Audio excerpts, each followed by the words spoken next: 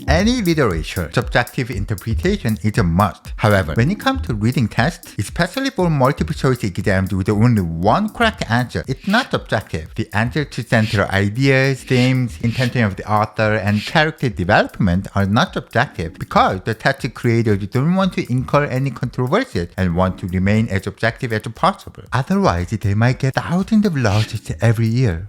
So, what the ACT and the SAT creators do is they make the reading problem to look subjective, when in fact they are not subjective. What? I'll give you both illustrations of the ACT and the SAT.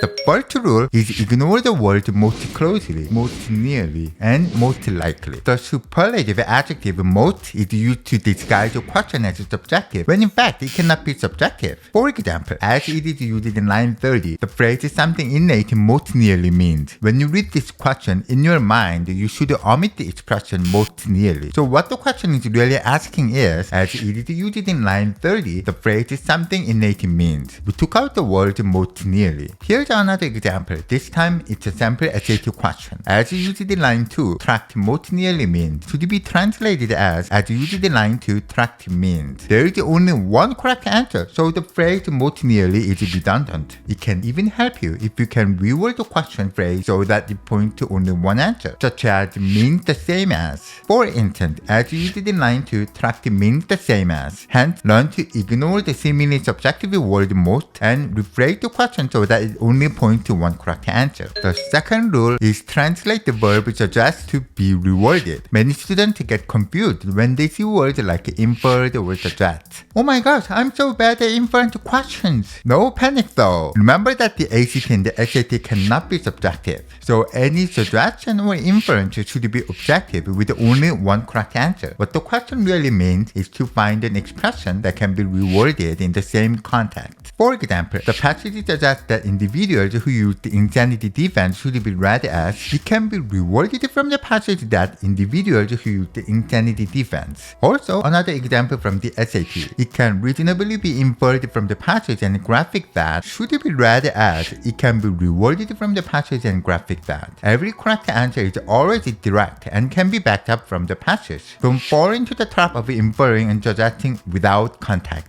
The third rule is to translate any seemingly subjective adjective to direct words. For example, which of the following sentences best summarizes the first paragraph? Can be read as which of the following sentences is the only one that summarizes the first paragraph. We just change the expression best summarizes to is the only one that summarizes. Another example, the author feels that can be reworded as find the author's direct view on. Last example, the stance Jordan takes in the passage is best described as that of. Should be read as the stance Jordan takes in the passage is directly described as that of. So you see, don't let the question look subjective. Actively translate to direct words so that they remind you there is only one direct correct answer. Now, let us try a mini game. Try to translate the following seemingly subjective word to what it actually means in the ACT and the SAT. Are you ready?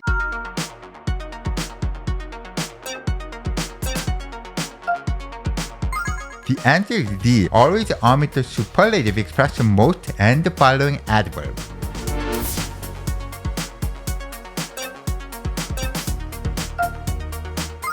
The answer is B. Change the seemingly subjective expression to direct words. There is only one correct answer.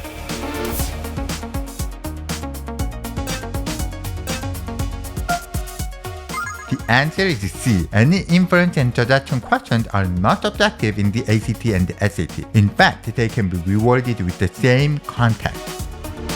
In sum, learn to omit the superlative word most, translate the word to suggest and infer to direct expression, and change what seems a subjective word to the most objective word possible. If you found this video helpful, don't forget to smash the like button and subscribe. And see you again with another amazing video.